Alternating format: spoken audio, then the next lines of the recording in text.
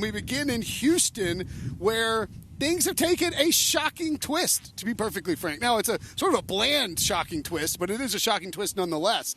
We were under the belief that the Houston Texans were down to either Brian Flores or Josh McCown. And then out of nowhere, Josh McCown's ruled out as a candidate, according to reports from across the NFL-verse. And now the Texans have locked in on Lovie Smith, the former Bears, Buccaneers, and Illinois head coach. Ryan Wilson, what do you think about the decision to hire Lovie Smith in Houston? It's curious. I had to check my phone and make sure it wasn't 2007.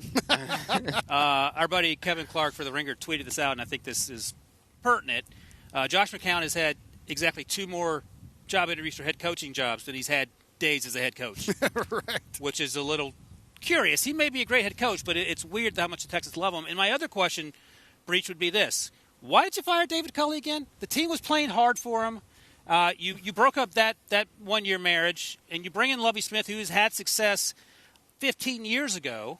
He struggled in Illinois, and perhaps anyone would struggle there. I get it. But it seemed like it came out of nowhere. Yeah, this one was a total wild card. I don't know that I would give it probably a C. You guys can throw me on Old Takes Exposed. I don't know that Lovie Smith. That seems a little high. Well, I understand the Josh McCown thing. You can't hire someone with no coaching experience, especially the optics of it look horrible, especially because everything the Houston Texans have done. They fired David Culley for no reason, as Wilson said. I mean, that team should have gone 0-17. Yeah. The fact that Culley got them to 4 wins is a minor miracle. Maybe the ownership got upset because he didn't tank well enough and get them the number 1 overall pick.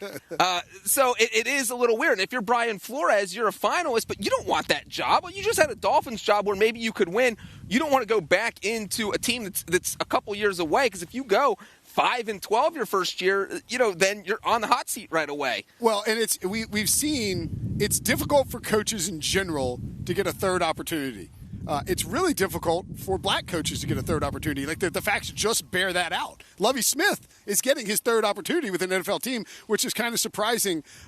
Wilson, I mean, do you think that the optics and the chatter surrounding the possible decision to hire Josh McCown, again, with no head coaching experience, he has a high school head coaching experience, no NFL coaching experience at any level, that would have, I mean, especially in the wake of all this discussion about the lack of minority coaches in the NFL, I mean, do you think that potentially changed the Texans' approach and maybe pushed them towards Lovie Smith, who was not a reported candidate, again, until the very end of this process? Right. He felt like he came out of nowhere. I don't know if Cal McNair is necessarily swayed by public opinion. I mean, the issue with Texans fans and some folks in the media is that Jack Easterby is one of the impediments to this team being successful. Now, how true is that? We don't know, but just based on the reports that we hear and the anger in that fan base. So I don't know if suddenly they're going to do an about-face and think, oh, we should hire Lovie Smith, for example, even though we love Josh McCown. So it's hard for me to figure out, and the Jaguar situation overshadowed just how dysfunctional the Texans have been. As Breach noted, David Culley won a lot more football games than anyone expected, and that team played hard for him. My thing with Lovie Smith is, okay, you fixed the defense, but we're in an age now where you need offense and you need it right away. Davis Mills, the rookie quarterback, did some good things. So the question, as it always is, whether it's a new coach or a guy who's been around, who's the offensive coordinator and how is he going to fix this? Yeah, and I would point out, too, that Lovie Smith, and I don't know where the exact quote is, but I think I've tweeted it out. I'll go see if I can find it. Lovie Smith said, sort of paraphrasing, at Illinois, he was asked about it and said, well, the problem is they run so much spread in the college game that it's difficult for us to stay in our base defense.